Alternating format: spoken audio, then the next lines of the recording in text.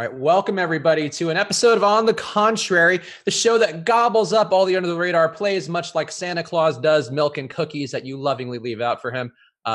Very on theme this week. I'm Chris Spags, joined by the top DFS player in the world, the owner and founder of our site, Osmo.com, Alex Baker. How you doing, Alex? Hey, I'm doing well. Excited to bring you a holiday edition of On the Contrary a little bit early this week. Excited as always to be talking to you guys. So definitely looking forward to this kind of final week of good regular season action. Good. We could put in quotation marks. We'll talk more about that. And of course, we are joined by our Roto World senior editor, one of the smartest men in NFL analysis that we have, Evan Silva. How are you doing, Evan? Doing well. Just trying to figure out, we're doing this on Friday this week, and we're doing it like at the heart of the time when all the injury information is coming out, so we probably will get some like breaking news during the show that might be significant. Right now, I'm trying to figure out, like, what are the Rams going to do if Gurley sits? They've said that Gurley is going to play, essentially, but then McVay walked that back today, and he was like, we're going to work him out before the game. So, and then, like, there's been speculation that C.J. Anderson would start. Like, they just signed him. C.J. Anderson looked terrible in Carolina earlier this year, by the way. Like, if you were watching him play, like, you could mistake him for Mike Tolbert. Remember Mike Tolbert, like the fullback? He was nicknamed the Tub of Goo. I did not know that was his nickname. Yeah, Tub of Goo was his nickname. And so, I mean, he looked awful. He got cut by the Panthers. Like, he was going to sign with the Raiders, and then they were like, nah, And now he's going to start for the Rams. Like, it's just very hard to buy. But, it adds enough, uncertainty here to the situation that it's starting to look like a situation to avoid. I mean, I would love to play like John Kelly. I think John Kelly's kind of like a low-key baller. But I don't know. Let's get on with the show. Sorry. Yeah, no, it's desperate times for desperate measures all around. Let's get these plugs in real fast. Speaking of desperate times, I guess might be a good time to try a new fantasy site, and one that we are sponsored by. I assume we're still sponsored by this week. I think so. Fantasy Draft. Either way, they're getting a plug. Fantasy Draft has lowered contest fees than all the other major providers, and they pay out a minimum of 25% of the players in the pool. So it's a lot. It's a great way to build your bankroll. It's a lot better than the other DFS sites out there, which are a little more worried about just taking that money away from you, putting it in their pockets like fat cats. Not Fantasy Draft. They're giving it back. So use that promo code Contrary. You get $5 free on your first deposit, and freebies like these, again, are a great way to build your bankroll. So go to fantasydraft.com now. Use that promo code Contrary or download the Fantasy Draft app. Get in there now. Alex, you've talked about Fantasy Draft before. What's a good reason to jump in there now for Week 16? Well, I've never considered this income inequality kind of appeal that you did before, but that really resonates with me. One thing I'm really excited about for Fantasy Draft is they have the game of the week, in my opinion, Kansas City at Seattle on their main slate. Yeah, so I think that's as good a reason as any to play a Fantasy Draft, because I think that game is going to be where all the best players are for the 16 games this week. So there we go. So another reason to go to Fantasy Draft to drop that promo code Contrary. Get $5 free on any deposit. Again, just build your bankroll playing against people who are maybe a little less sharp than you are as you're watching this show. So go beat them up now on fantasydraft.com or on the Fantasy Draft app. And it is still our 24 days of giveaways right now. So like this video right now. Leave a comment telling us who's your favorite contrarian play of the week. You'll be entered to win in our 24 days of giveaways. We are giving away a 1-month all-access pass to Osmo.com. It's every sport. You'll get all of Osmo's rankings and projections and ownership projections, as well as projections from guys like Josh in NBA, Jake Harry's NHL projections, which are winning people a lot of money, PGA content, everything you could possibly want. You'll have it at your fingertips for 1 month free. So like this video, leave a comment telling us your favorite contrarian play. You'll be entered to win that. And our big giveaway with our boy Josh on Christmas Day, he's giving away a year-long all-access pass to Osmo.com. It's a $700 value. So go like this video, leave a comment now, and you will be entered to win in our 24 days of giveaways. Let's talk football now. Woo, man, I'm getting like deeper breath from doing that because I have to talk so much time straight. I feel like that's been a positive. Saturday slate. What are we doing, boss? Alex, what are the values on the Saturday slate we have with a couple of really bad games? Washington with the worst team total, I think, of the year. That's really surprising with Josh Johnson at the helm. But I think the this slate is going to be pretty simple. You play everyone except Washington. I just heard before the stream Vernon Davis is out this week. So that eliminates the only play I was going to make on Washington's side. The one guy I still like that I was pumping up last week is Taywan Taylor. He's been getting most of the snaps, and he's been productive all season in the snaps he has played. He just hasn't been getting that kind of workload. So I think that that will be one guy I'm keying in on in the 2-game slate. Evan, how are you feeling about the slate? I think one of them seems pretty cut and dry, Tennessee versus Washington, but is there anything in that game that you're looking for? Tennessee defense seems like a nice play, but besides that? Yeah, I love that Alex brought up Taywan because I'm playing him absolutely as a cheap receiver. Tennessee, so you know, like the style of offense is critical to understand here because what they want to do is they want to just control the ball the entire game. They want to limit the opponents. You know, it's like the 2016 Cowboys or you know, like where they want to just impose their will on their opponent. And they have been able to in 2 consecutive games. And you look at, like, why wouldn't they be able to do that here? You know, because the Redskins have allowed the most rushing yards in the NFL over the last month. Tennessee is at home favored by 10. You know, Derrick Henry is rolling, and they have like made a team commitment to him as the centerpiece of their offense. So I mean, everyone's going to play Derrick Henry. Like, you know, everyone's going to play. I think he'll be like 90% owned, I would guess. You know, and then so where do we go from there? We can, you know, take a shot on a guy like Taywan Taylor, who's nice and cheap and has big playability and actually has more targets over the last 3 weeks than Corey Davis. I think we can also take a shot on Dion Lewis, who I think that my sense is that people will be like they won't want to play 2 running backs from the same backfield. And Dion Lewis obviously has the pass catching upside, and they want to run the ball so damn much that like he's going to get work. He had 15 touches last week. You know, like he's going to get work. You know, the matchup's good, and you know, I think that you absolutely can play both of those guys in the same lineup. As for the pass catchers, I think it's Taywan. You can try to take a shot on Corey Davis, but you know, like Ferkser last week, just he doesn't fit with the offensive, you know, the offensive like scheme. He doesn't fit with the offensive scheme because he's a pass catching tight end, and he wasn't even on the field last week. They went with Luke Stocker and Michael Pruitt. You know, guys that are better blockers than he is. He's 6'2", 242. He's like a little, you know, he's like a fullback, you know, a small little H-back dude. And he's not a blocking tight end. He's a receiving tight end. And he doesn't really fit the offense right now. I like how a 6'2" man is a small little guy back there. But you're right. As far as tight ends go, that is a noticeable thing there. And I think everybody who expected him to plug in and just be Jonnu Smith, I think, was very disappointed last week. But let's talk about the second half of that slate. We have Baltimore heading into a game with the Chargers. Chargers expected to have Melvin Gordon back. I guess, how are we feeling about the Chargers prospects? They've been rolling all year, but they're going against the Baltimore team, who's been really oppressive defensively. Evan, how do you view this one for the Chargers breaking down? By the way, the name to know on the Redskins is Jeremy Sprinkle with no Vernon Davis. I think Jeremy Sprinkle plays every snap. He was Hunter Henry's old backup at Arkansas. Hunter Henry left. He had a pretty good senior year, got drafted in the 5th round, scored the game-winning touchdown last week. You know, I think he's the tight end play on this slate. And then Crowder and Maurice Harris got ruled out.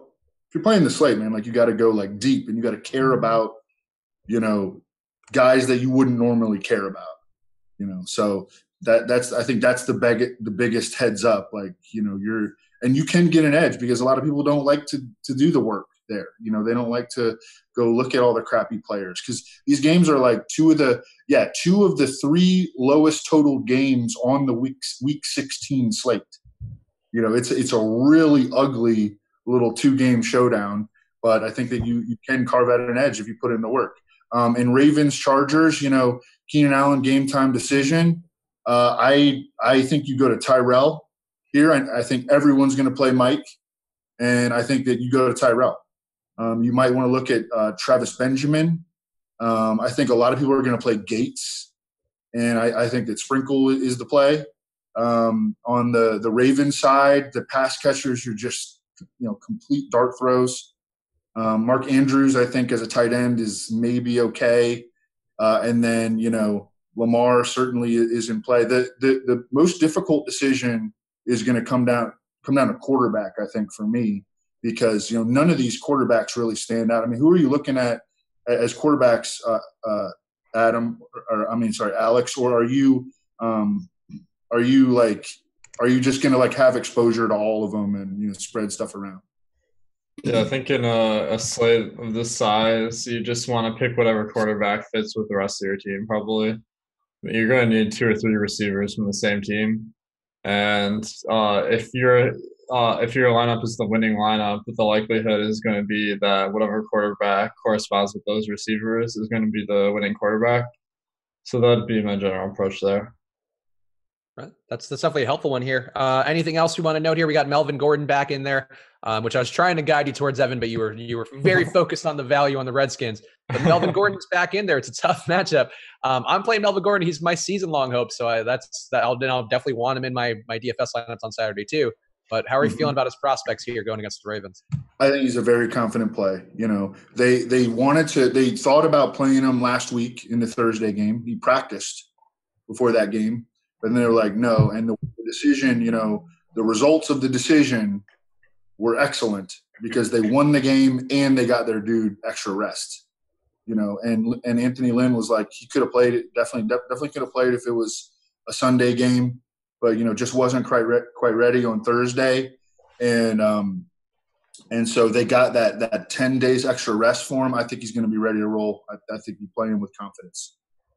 All right. So yeah, it's going to be a tough slate to dig through, but that's our overall thoughts on the Saturday slate. Anything else, Alex, you want to touch on before we move on to the main stuff on Sunday? I'll be playing Gates like it's 2016, probably. It is a good DVOA matchup versus the Ravens at tight end. That's actually their one weak spot. So load up on your Grandpa Gates. That time machine we talked about earlier, Alex, could come in handy. You're not supposed to tell people about the time machine. We were joking. Alex, with all his winnings from this season, has bought a time machine. So that's where we're getting all the picks from this week, all the best picks. Let's go to the main slate. I want to talk about some surprising chalk, or at least somewhat surprising chalk to me. Both the Cowboys are expected to have the highest owned quarterback rather, and the highest owned running back. Dak Prescott and Zeke are the chalk plays this week. How are we feeling about that, Alex? That seems like a tough spot, even though the Bucs have been pretty bad, especially on the road. Well, I think that Dak is jumping out as one of my top quarterbacks in my crunches. Not adjusting for ownership at all, but I think he's a really easy guy to stack because Ezekiel Elliott and Amari Cooper both represent like a huge part of his production. So that makes a pretty nice stack. And I think the game, let's see, versus Tampa Bay, it's a good matchup. So I think there's something going for them, but I don't think it's going to be my favorite spot of the week. Okay. Evan, how do you feel about this one for Dallas? They're coming off of a tough loss where they were shut out. They seem like they're a little more motivated. Ezekiel Elliott giving some good quotes about how they needed that wake-up call. Mm-hmm. How do you feel about their prospects going to this game with the Bucs? Yeah, did we talk last week on this show about the man versus zone stuff? Yeah, we did. I led you there, and thankfully you gave me the answer I wanted, so I didn't play any Dak or Amari last week. That worked out really well. Yeah. Well, now we're facing a man team. So load up on your Dak. Yeah, I mean, and the home splits are so strong for Dallas. I mean, they're 6-1 at home.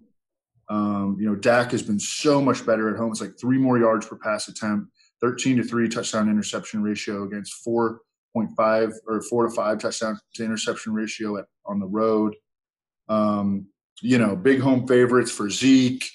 Dak is starting to correlate a little bit better with Zeke now that Zeke is getting more receptions. Although that has kind of brought down Dak's running though, a little bit too, which you would love to have. But hey, all it takes is like a goal line TD or one big run, and that's enough to pad his stats, especially if Amari is going to be cooking.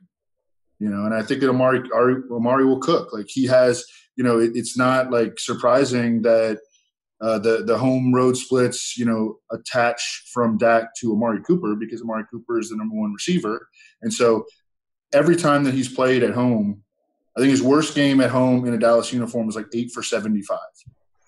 So yeah, I mean, they're awesome plays. If you want to get into game theory, maybe it's different because of the high ownership. But I mean, if you play all three together, like people probably won't be playing all three together, right? Yeah, Amari's not projected for much ownership at all. He's projected for 13%, whereas Zeke is projected for 31% right now, and Dak is at about a little under 13.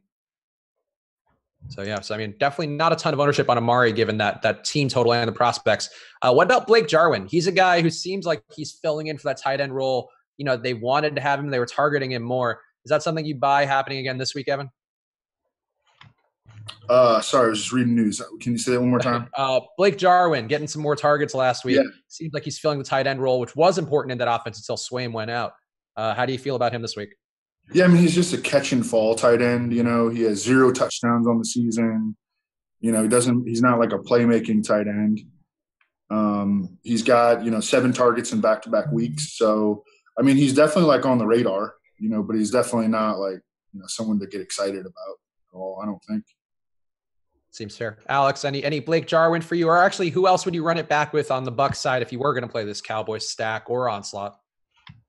So one thing to note, Deshaun Jackson is back this week. So I think that's going to make it a little bit murky trying to go for Adam Humphries or Chris Godwin. So Jarwin is jumping out a little bit in my projections. Usually when you stack your tight end, that's pretty nice because tight end can be a tough position to fill. And they catch touchdowns at a higher rate than other positions per catch. So I think it's definitely possible Dak could throw a touchdown to Jarwin. The guy I'd run it back with is Mike Evans. I feel like his role is totally secure. And there aren't really any reasons not to have him. 6,800 seems like a decent price. Probably won't be like targeting him as a one-off because Dallas isn't the best matchup. But I think in a stack, he could definitely pay off. Evan, how about you? Anybody on that Buck side? Maybe Deshaun Jackson returning to his role as a Cowboy killer? Yeah, just kind of throwing darts on the Tampa side. Maybe like Brait. He could catch a couple of TDs or something. I mean, Evans definitely can make big plays. It's not a good matchup for him. But Deshaun coming back actually could help him, I think, in some ways. Pull some coverage away from him. You could try to go back to Godwin. He'd be super contrarian. No one is going to want to play him. He has 13 yards on 13 targets over the last 2 games, and he's going to lose playing time with Deshaun back. So definitely not like a good process play, except for any other, explanation than just, fade the public. Yeah. But I mean, that's about. I'm not too interested. I'm worried that Dallas is going to have the ball the entire game because I know that the Buccaneers defense has gotten better recently, but they haven't gotten better against the run recently. What they've done is they've started to like try to stop the pass. They were so bad early in the season because Mike Smith, just like from, decades ago, he like believes that stopping the run is like the way to play defense in the NFL, and that's why you end up getting fired. And that's why you have like the worst, defense in the NFL.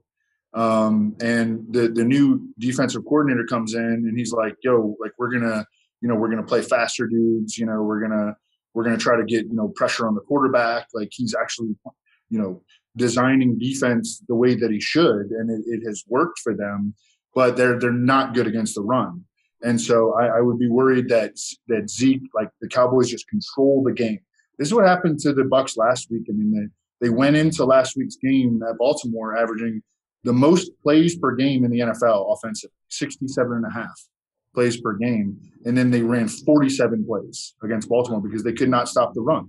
They lost 20 plays off their offensive menu, so and look, what happens last week is not necessarily indicative of what is going to happen this week. but it certainly makes sense that a scenario like that could play out because of their inability to stop the run and because of the Cowboys' ability to run the ball. Interesting. All right, yeah. So tough for the Bucs side, but a game that it's going to be highly owned. So you might want to ride with Zeke this week. It's going to be a very chalky play. Let's go to a game that's a little bit less chalky, kind of surprisingly, but it is the one with the highest team total. Pittsburgh heading into New Orleans for a matchup, one where the Hall of Fame qualifications of Ben Roethlisberger being debated by Saints players. Evan, is there something wrong with Drew Brees? I'm just going to ask this question up front because he's been bad the last few weeks. This is a home spot that he's getting now versus Pittsburgh, which is not the best one, but at least he's back home. Is there anything wrong with him that you're seeing or any concerns for Brees? I don't know. I don't know. And I mean, I've been exploring this with, everyone that I've been able to, try to talk to, get their opinions on it. And I mean, the first thing that you can look at is that the Saints have not played a home game since freaking Thanksgiving. Okay. So, and we know that throughout the years, they have been a very home road, stark differences between their performance home road. And that has absolutely been the case this year. The play calling, did you watch that Saints-Panthers game? It was just like, what is going on here, man?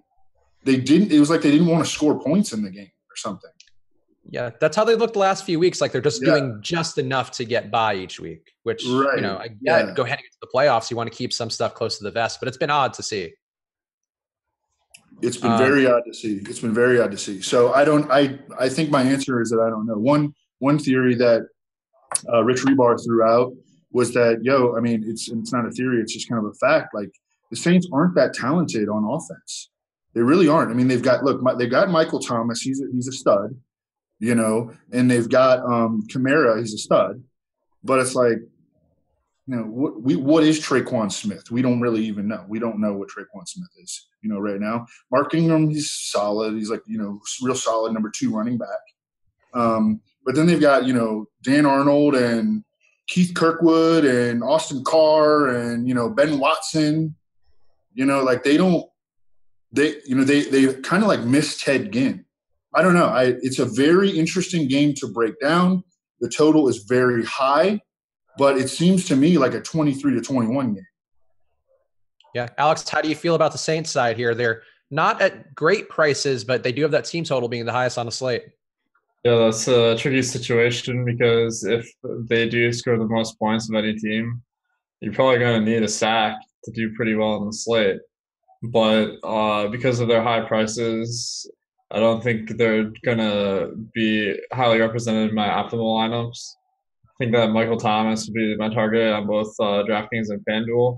Kamara is kind of a second place, but neither of them I'm crazy about. On the Pittsburgh side, they've brought Jalen Samuels' price up a ton. He's like 60, mid 6Ks on both sites. And I think that he's a little priced out of my lineups this week, especially with some cheaper running backs I think are in great spots. So there's only one player in this game that's really jumping out in my projections. I know that Juju Smith-Schuster is questionable based on his midweek injury. I'm just making a stab at it and saying he's unlikely to play. Hopefully we'll know by Sunday. But if he is out, there's this guy named Antonio Brown jumping out in my projections. Have you guys heard of him? He's an okay wide receiver 3, I think, at this point. Oh, yeah. He used to be good. I heard about him. He's great in Madden. Me and Josh Johnson play with him all the time. What do we think about the Juju injury? Alex, you're saying you think he's going to be out. Is there anything that you that's backing up that for you, or just your gut feeling? Yeah, I mean, they said it was a groin injury. It's kind of irrelevant, but because by the time Sunday comes around, you're going to know. But right. Just the fact that he got injured on Thursday, he was not practicing today. So all the signs are kind of pointed that he's not going to play. Of course, on Saturday we might get some more news, but Evan, how are you feeling about the Pittsburgh side? We have Roethlisberger, we have a gimpy or possibly out Juju. How are you feeling about their prospects heading into the Dome? I hate it, man. I hate this offense right now. I mean, the Saints have been the best defense in the NFL over the last 6 weeks. They've held opponents to 12.3 points per game, and they're not facing chump offenses. They faced a bunch of good offenses in that span, and they're not giving up points. The most points that they gave up during that 6-game span was 17, and they are averaging almost 5 sacks per game, and they're averaging 8.3 quarterback hits per game, which would rank second in the league over the course of the season. The 4.7 sacks per game would be by far most in the NFL over the course of the season. You look at their personnel, it's legit, man. They have 2 good corners on the outside. Eli Apple has really turned it on. Marshawn Lattimore is a shutdown corner. PJ Williams has not been as bad in the slot recently. They have great athleticism on the second level at linebacker. They have 2 great edge rushers in Cameron Jordan and Marcus Davenport. They can get pressure up the middle with Sheldon Rankins. They stop the run. No one runs on them.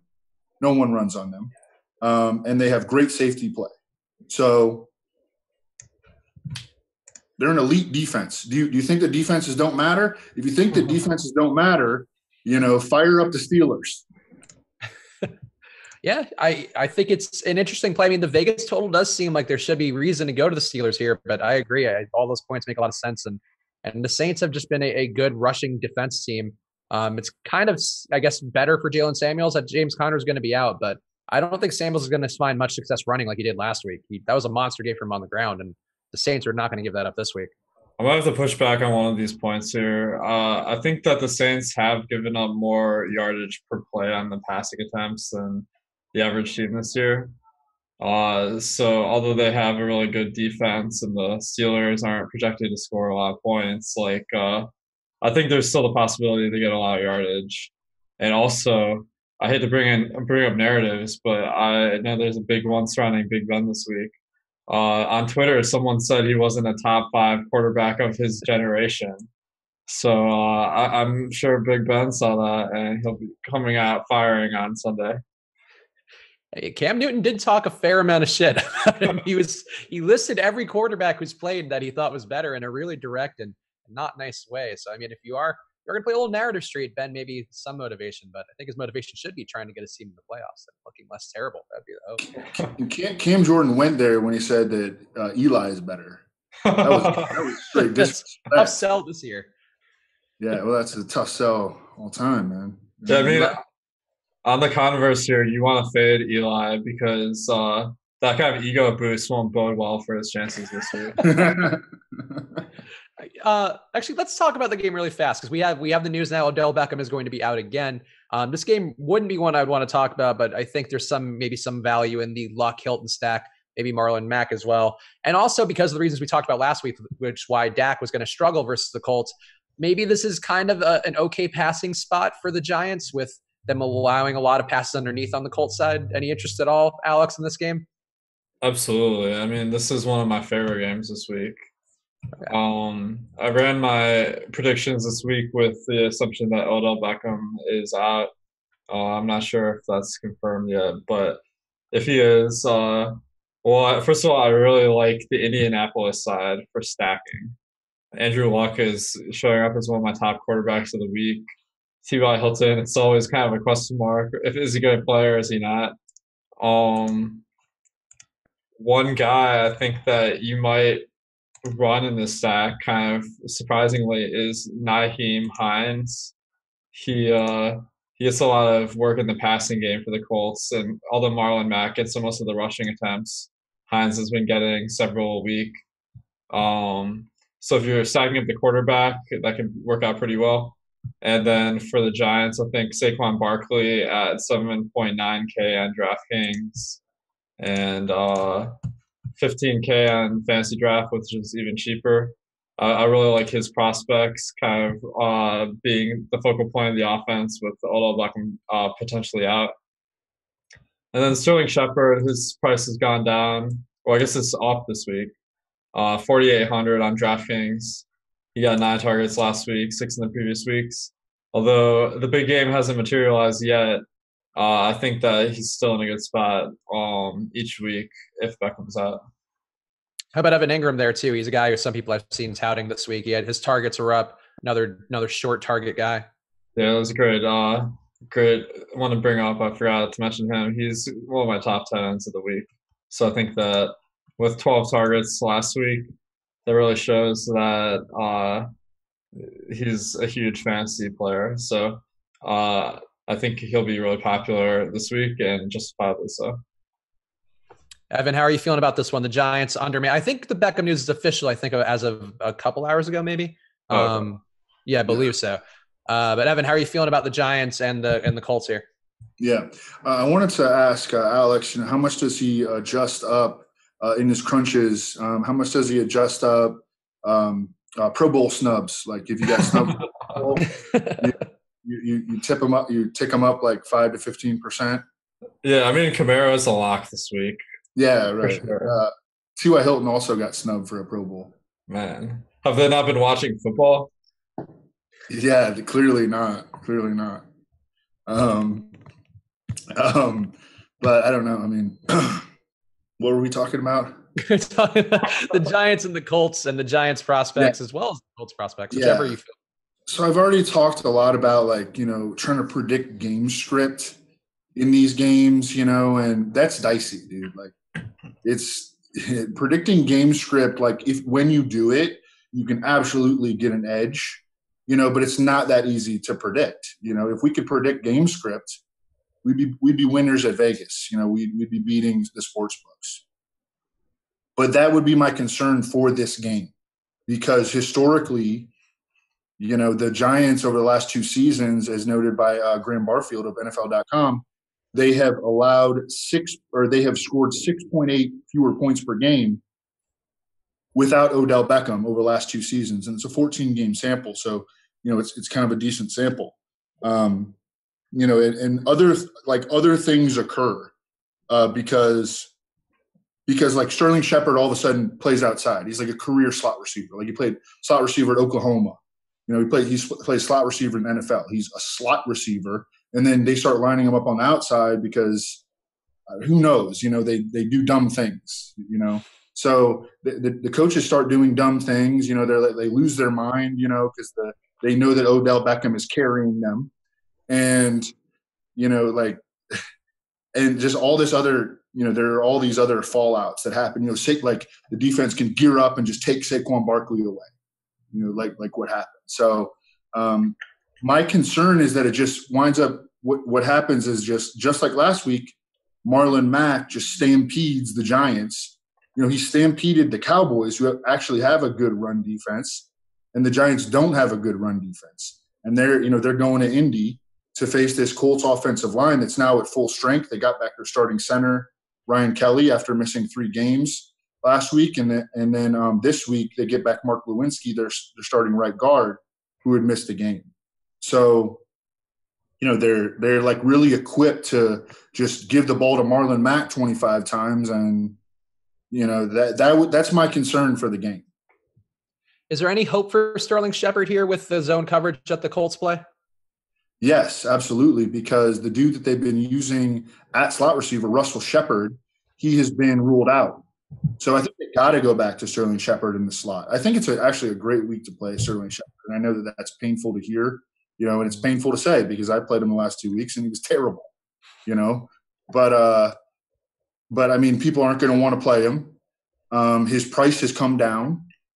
And I think he's likely to go back into the slot, and the Giants are likely to be playing catch up, and the Colts love to give up, short underneath passes. Ingram and Sterling Shepard and Saquon really are all in really good spots from like a receiving standpoint in this game, I think. Yeah, I was asking that because Shepard jumped out to me both from a stylistic thing from what we've talked about before, and he's projected for under 4% ownership on DK. So could be a nice mix of things there if the Giants can get the ball moving at all and the Colts just don't run roughshod on them.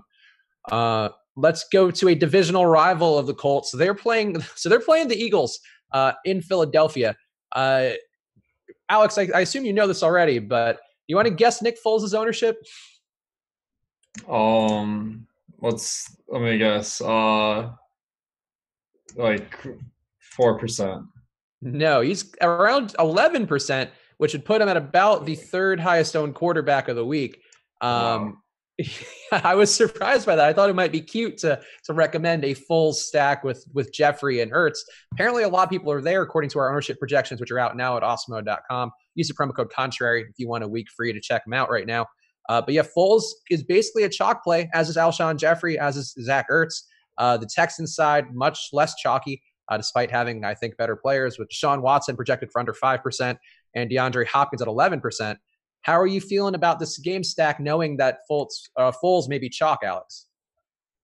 Yeah, I mean, I wasn't that keen on it to begin with. So he's going to be chalk. That's going to be the easiest fade of all time. No one believes that, Alex. I mean, we all know that you're all in on Foles this week, and you were just trying to fool us. Hey, I mean, well, if I'm like bashing Foles, I'll be good for all of us who play him because 11% is too high. It does seem too high. I think it's because you guys both have the same nickname, Big Dick Alex and Big Dick. Oh my God, Spags! This is from his barstool, Spags. It's holiday week. We gotta cut loose. I have no comment on that nickname, but I have to give it to my fellow guy, Nick Foles. That definitely makes me more likely to play him. He's gonna be too good out there. So much testosterone flowing through his body. What about the Texans prospects on the other side, Alex? I mean, a low-owned Deshaun Watson and DeAndre Hopkins in that spot versus this beat-up Eagles secondary seems like a pretty decent play.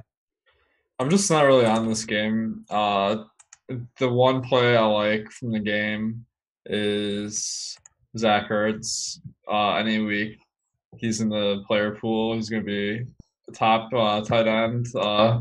Him and Kelsey. So I think that he is a great play. I'm not seeing the Houston players really in my crunches. Yeah, I guess I'm not that excited about this game in general. Fair enough. Evan, are you on Alex's page of not being that excited about this one? No, it's like my favorite game. There you go. It's best on these shows when there's conflict, so we got that now. Yeah. The Eagles have been they got killed by dual threat quarterbacks all year. Mariota killed them. Mariota doesn't really kill anybody, He crushed the Eagles. Cam had a huge game against them. Blake Bortles had a top 12 game against them. Dak, remember when he was the contrarian play a couple weeks ago? He was playing the Eagles. He was the number 1 quarterback on the week. He also had a number 9 finish among quarterbacks against them.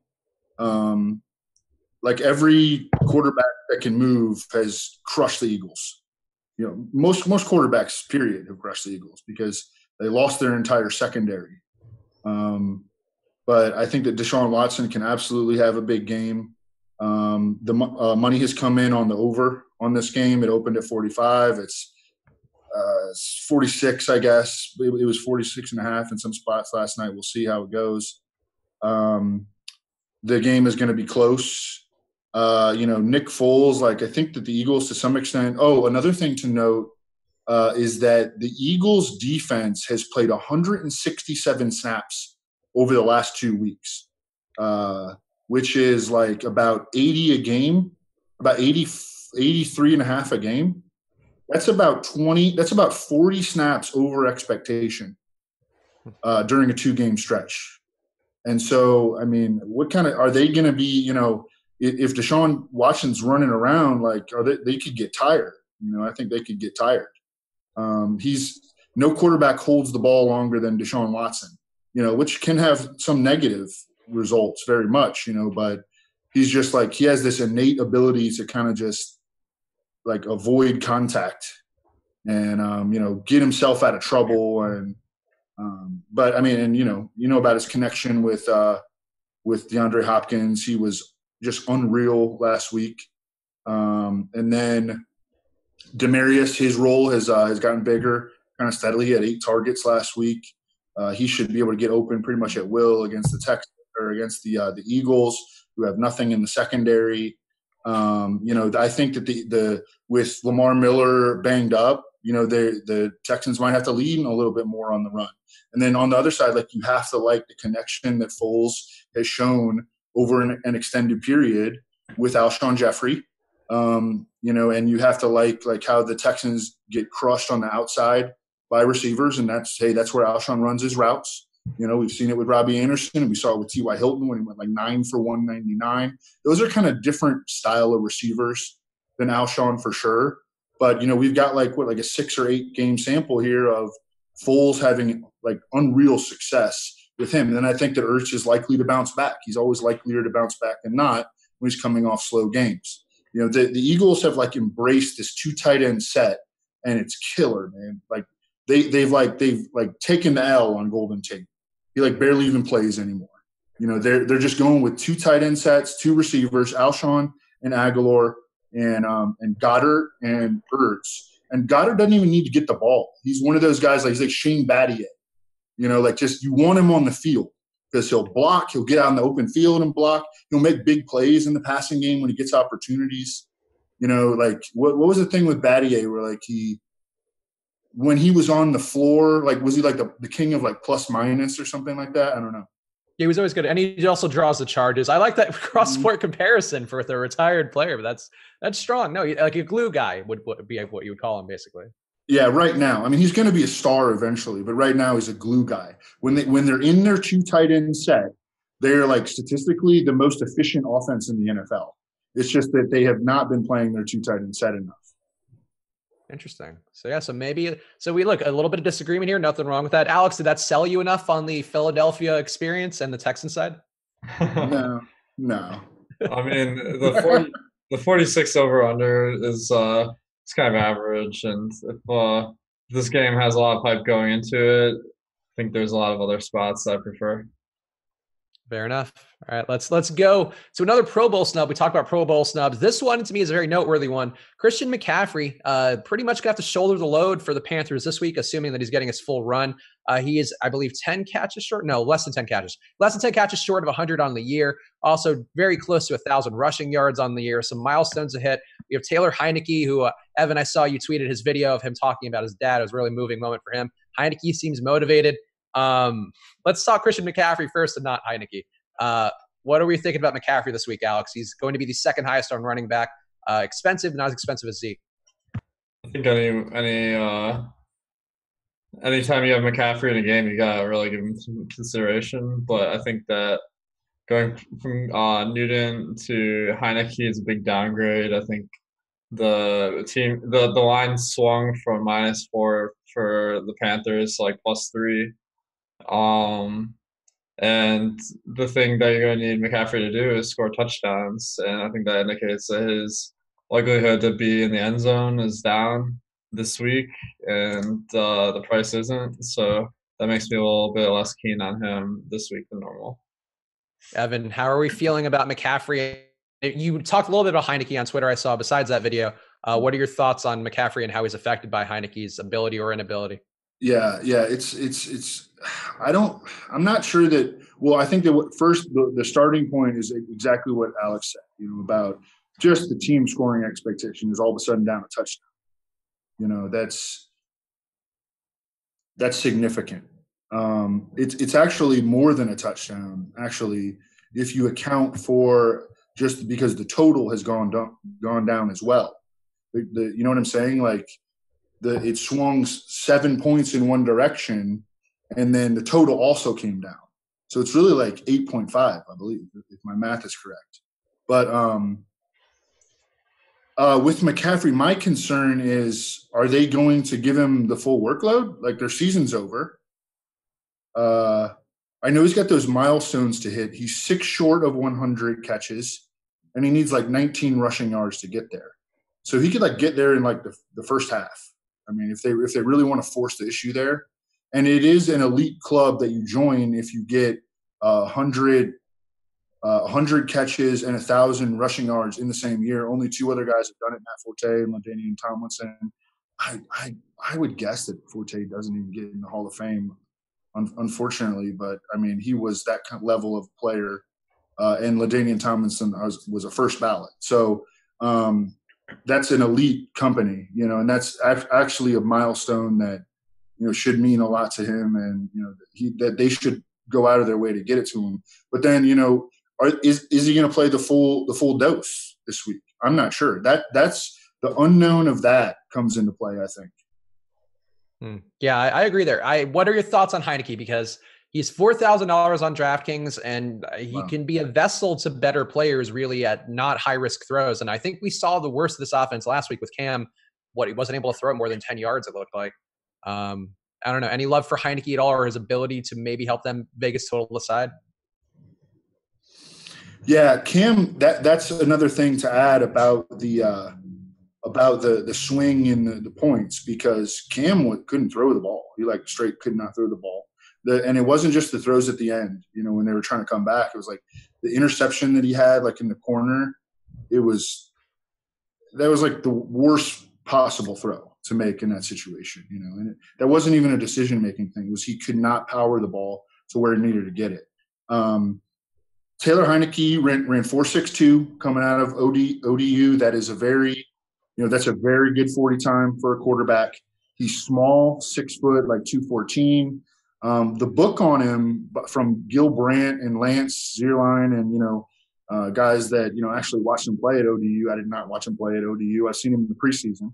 But the book on him was that he was like a Colt McCoy, type of guy, at best. So I guess that's the concern. But Colt McCoy could get the ball to dudes. I know the Panthers coaching staff is very high on him. They've brought him in, for a couple of Hail Marys, one at the end of first half, one at the end of a game. I don't know. 4,000 is real cheap, though. Real cheap. You get a rushing touchdown, you get 180 yards passing, you get 30 rushing yards, and you get a passing touchdown, and you're in good shape. Yeah, the old Josh Allen special from Taylor Heineke could be in play. Well, we are going to talk Josh Allen before this show ends. Trust me. But Alex, any love at all for Heineke at 4,000? Yeah, I might have a couple darts. He's jumping out.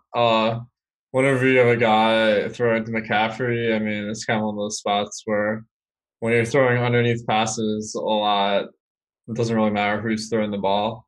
So, I mean, it's very possible that McCaffrey gets 100 plus yards receiving, and Heineke gets all the credit for that. So that could end up being a pretty nice week. It's going to be a tough call when he's my contrarian pick later. Between him and one other guy. What about the Atlanta side? Atlanta's obviously not playing for anything either. Julio Jones is questionable. Tevin Coleman's a free agent to be, and he's the only running back left now that Ito Smith's out for the year. He's running harder than he has all year when in games that don't matter. Any Tevin Coleman love for you, Alex? I like him. Just I'm not sure his role is going to change significantly. I know that the Falcons have Jeremy Langford also backing him up. Jeremy Langford has ruined my fantasy weeks enough times that I know not to let it happen again. But I think that the price is right, and Coleman definitely is a good play this week. Evan, how are you feeling about the Atlanta side and Tevin Coleman in particular? Hey, Evan. Do we lose him? Oh, he's muted. There we go. No, yeah, sorry. What's up? Sorry. Talking about Tevin Coleman and his prospects and Atlanta in general on the other side. So the big, spread swing in the game bodes well for Tevin Coleman, because he went from, a 3-point road dog to a 4-point road favorite. So, yeah, I mean, he stands out. He's had a really disappointing season, both in fantasy and real life. This is contract year. These are the last 2 games he's probably going to be playing for the Falcons. I don't think they're going to re-sign him. They got Ito Smith. They got Devontae Freeman will be back next week. There's every reason for them to give him the ball a lot in this game, and there's very little reason for the Panthers to want to win this game. So a lot of it is narrative here. We definitely have the data point of the line move. And, we know that he has big playability. But, I think he's a great play. I would project him for 18 and a half touches in this game. I don't think they're going to, try to jam in Brian Hill or something, to take the Ito role or anything like that. I think that they're going to give Tevin the touches in this game.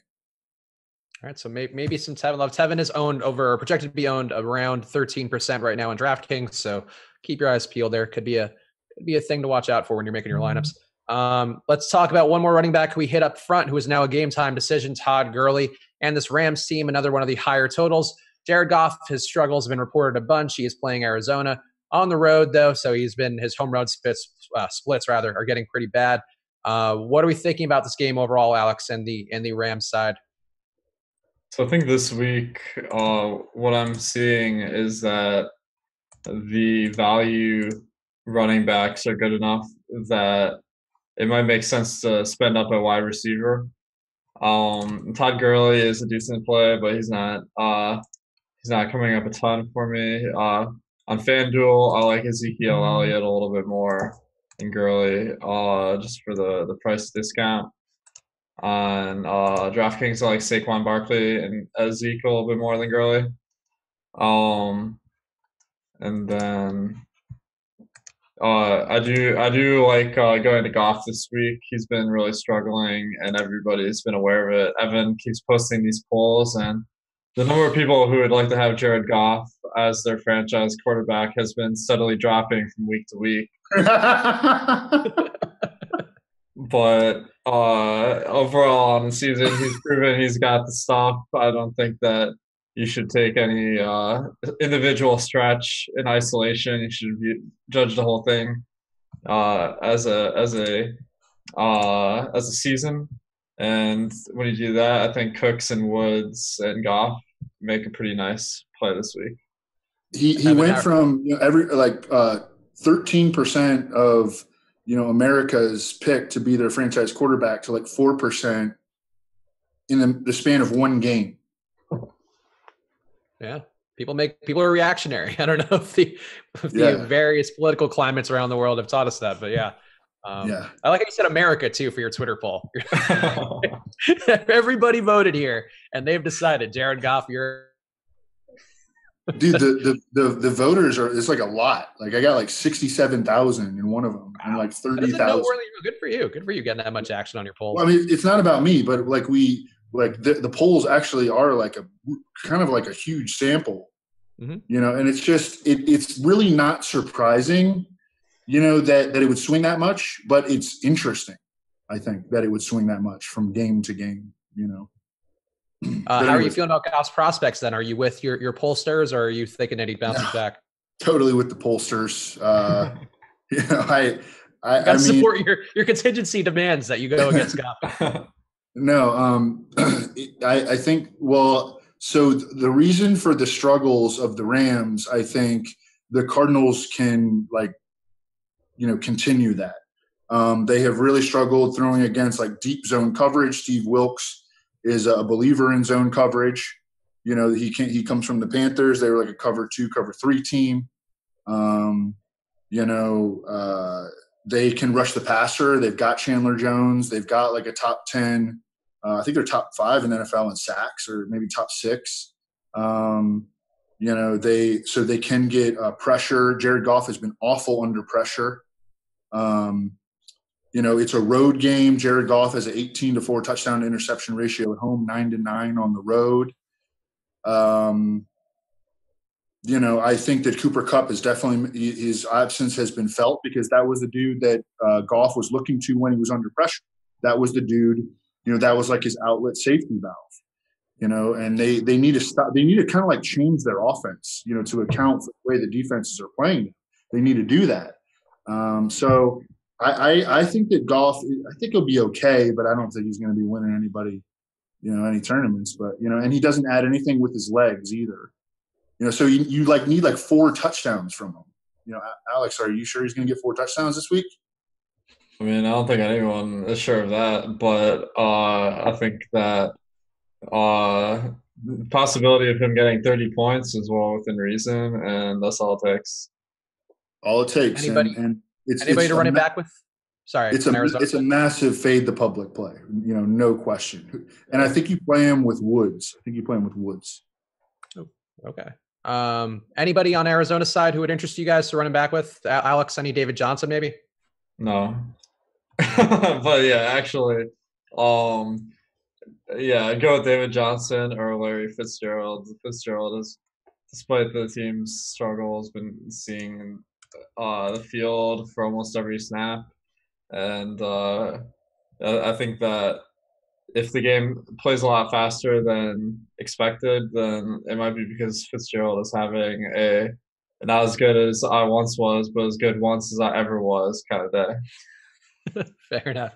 All right, we got to burn through the last part of this, but I want to hit on one thing. So we got Josh Allen with a 15.8 total going into New England, who is favored by 13 right now, at least according to my last update.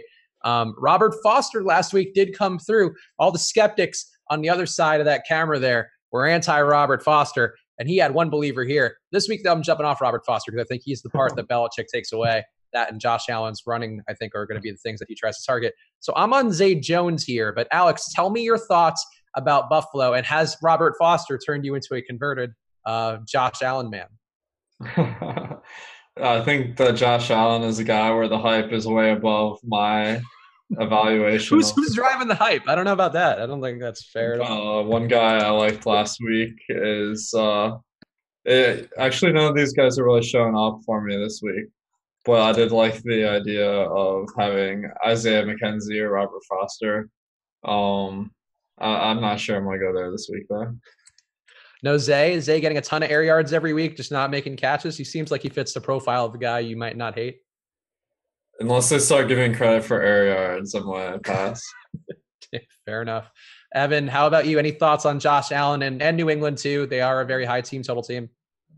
Yeah, I mean, as for your slanderous opening to this game, I don't recall being anti-Robert Foster, but the receipts are there, so we can check that. Check that. It felt like you guys were really anti me and Bobby Foster, and I wanted redemption for us both. No, I mean, the way that the Patriots historically have defended quarterbacks that are mobile is with they play like a mush rush, and they kind of like spread out they try to like just confine the quarterback to the pocket.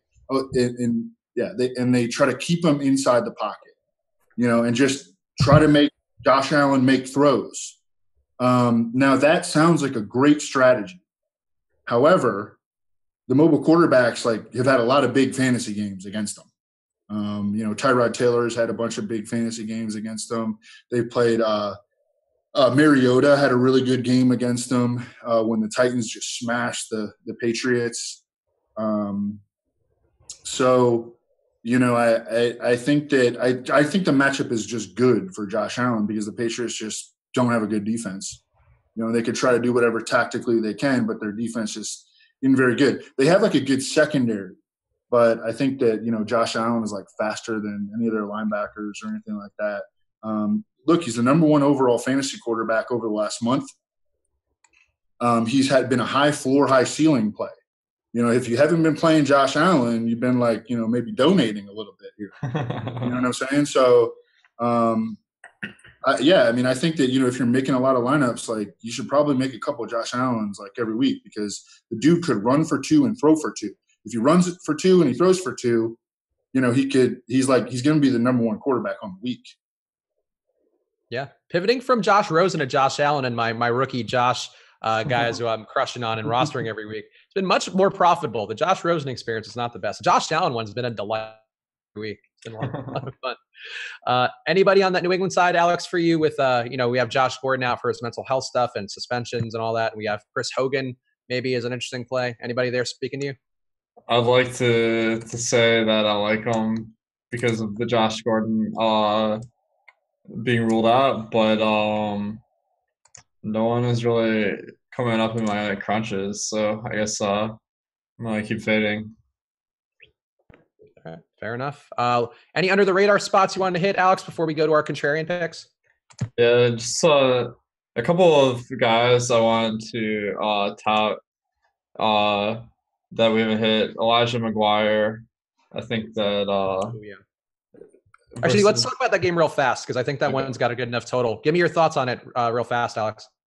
Yeah, I think that both running backs are the plays here, Elijah McGuire and Jamal Williams. This is situations where they're going to get huge workloads, and then whether the game is a good one or not remains to be seen. But I think just the price and the volume is what's getting me interested, and I think those are the two guys that I'm going to be targeting. No chalk Robbie Anderson for you at 27% expected ownership? Yeah, I mean, after last week, I want to like him more than I do, but maybe I'll have to look into it a little bit more, see what I'm missing out on. Yeah, that's a case where the air yards have turned into real yards for Robbie. So it's an interesting play, but at that much ownership, that's a tough one. Evan, any thoughts for you about this Green Bay and Jets game real fast? Yeah, I mean, I love Devontae Adams. Devontae Adams should crush here. Matchups hitting, narratives hitting. He's on the verge of setting some franchise records. Mm-hmm. No Randall Cobb. He can maybe get like 17 targets in this game. I mean, that's a ridiculous thing to say, but like he has ridiculous target upside in this game. He's averaging like 12 targets per game over his last 6. And if Aaron Rodgers is going to just force feed him, because the Packers don't have anything else to play for, they're playing for because they like to play football and, hey, let's get in the record books. This is a hallowed franchise. It's been around for like longer than any other pro football franchise, and, it has like the biggest fan base across like the nation, and why wouldn't you want to be, break like records that were set by like Sterling Sharp, that's important. That's important. And I think that he's going to try to get him. Maybe he'll try to get him the records this week.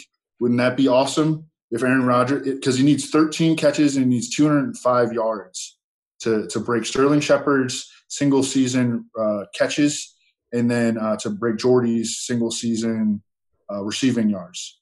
So it would be badass if he just got it all this week. Just got that out of the way. Aaron Rodgers at 3% projected ownership right now too. I'm really that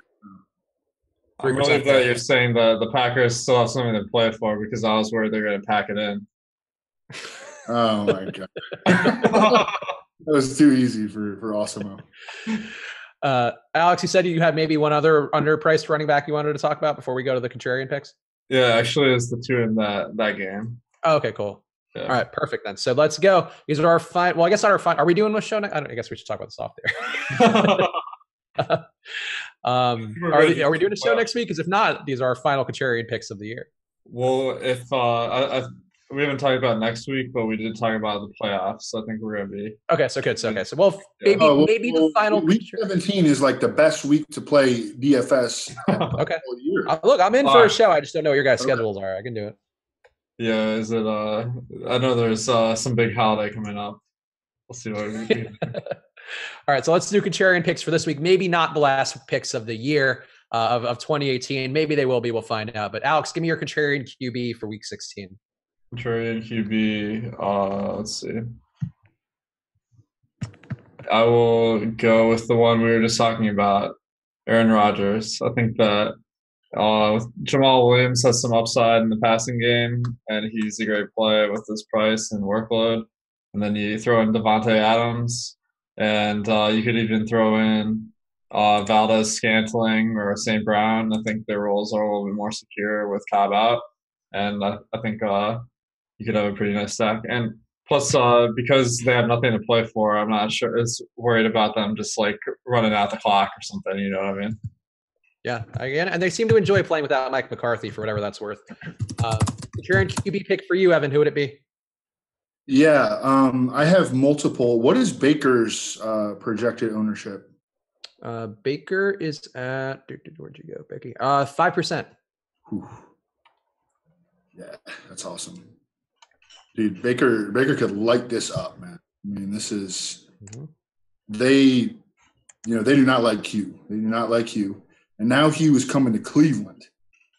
And, Baker didn't have his best game last week. Did not have his best game last week. I think he, regresses back toward the mean in terms of his performance as a quarterback. He's facing a terrible defense at home. The total on this game has gone down, but the line has moved toward the Browns, and it opened at 7, and it's up to like 10. in terms of spread in favor of the Browns. Love to see that.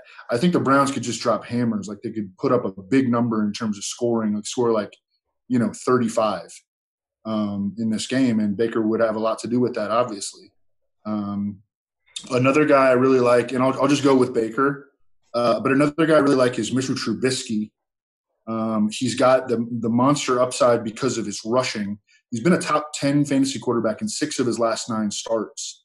And I think that this game will be close. I think that, obviously like the Bears are a better team, but the 49ers are playing like good football right now. And the Bears are coming off, like an emotional, they just clinched the NFC North, and like they're going out west to face this team that's, I don't know, what's their record? Like they have 3 or 4 wins or something. But but they're better than their record shows for sure. And I think that this game stays competitive throughout. I think we could get a bunch of rushing from Mitchell Trubisky in this game. And he threw the ball really well last week. And, maybe that's a sign of things to come. Yeah, and the Niners have been very feisty at home too since Nick Mullins took over. So I think that's an interesting pick too.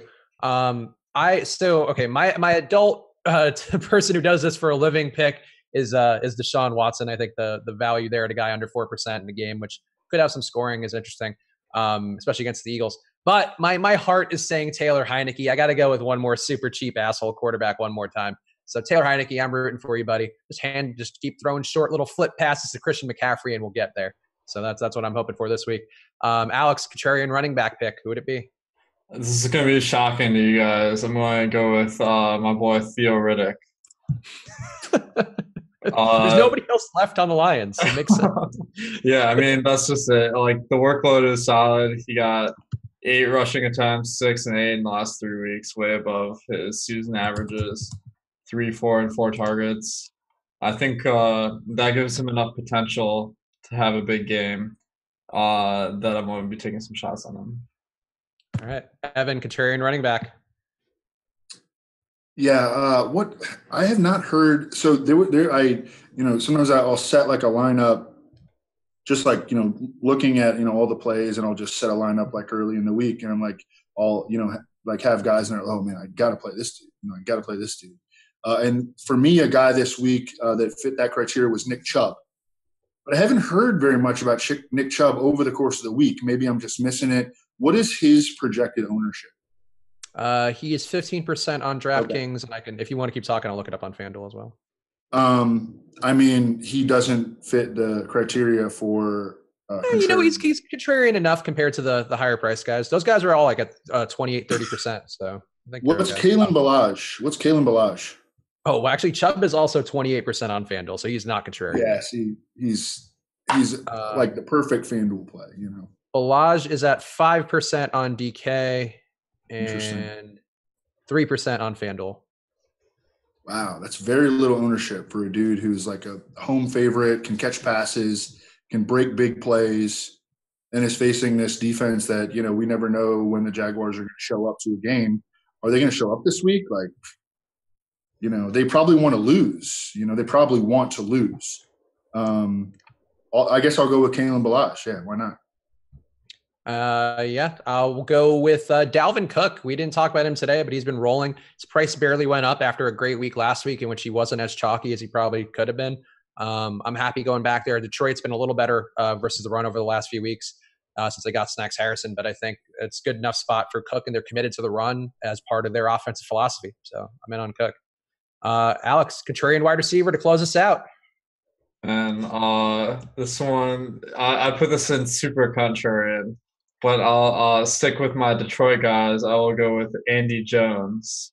I think that no way. I mean, well, here's the argument: is that he played like most of the snaps last week. They're really down to their bare bones. Bruce Ellington was ruled out again this week. Kenny Galladay is questionable, so Stafford is he's gonna be chucking the ball to someone, and at the very bare minimum, I think some of those yards could go to Andy Jones. This is is balanced out by the fact that this guy's under 1%. Yeah. Yeah, like somebody's got to get the ball. Everybody's questionable in Detroit right now. We got Galladay questionable, Stafford questionable. So, maybe Andy Jones is the guy. So a Lions onslaught for you is the pick this week, Al. Versus Minnesota. I'm starting to think I have some sort of cognitive bias here. I better go back and double check all my work. Yeah, definitely go back and double check that one, Alex. Evan, who's your contrarian wide receiver? That was the worst pick on the history of the show. I'm going to try to one-up it with Alex Erickson. Browns, no Tyler Boyd. Alex Erickson, he's going to be playing in the slot against the Browns. I think he could get 6 catches for 29 yards and a touchdown this week. How about that?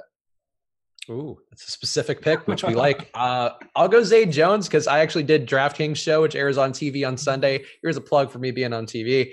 And Zay Jones is my pick there, so I'm just going to be consistent and go Zay Jones and hope that he has a bounce-back week for old Josh Allen, America's favorite quarterback, according to polls on Evan Silva's Twitter. At least your pick, Spags, got drafted in the NFL. Our guys were not drafted. Andy Jones sounds like a folk hero, like a guy, or a folk singer rather, and a folk hero possibly. Traveled the country. All right. I guess one last plug for our 24 days of giveaways. Leave a comment, like this video down below. Like the video and leave a comment down below with your favorite contrarian pick for the week. You'll be entered to win a free month of all access to all the rankings and projections at awesemo.com, all the premium content overall. That's our gift for you this Christmas. So like the video, leave a comment now, and you'll also be entered to win on Christmas Day a year-long all-access pass to every sport at awesemo.com. It's $700 value, the best gift we've had. And it's our way of saying thanks this holiday season. A thanks from the boss man who is on the other side of the screen right now. So Alex, parting words for the people before we go do Christmas things. A wise man once said, if you only had one shot or opportunity to seize everything you ever wanted, would you capture it or just let it slip? Fortunately, in fantasy football, we have 17 weeks plus playoffs to win your dream money.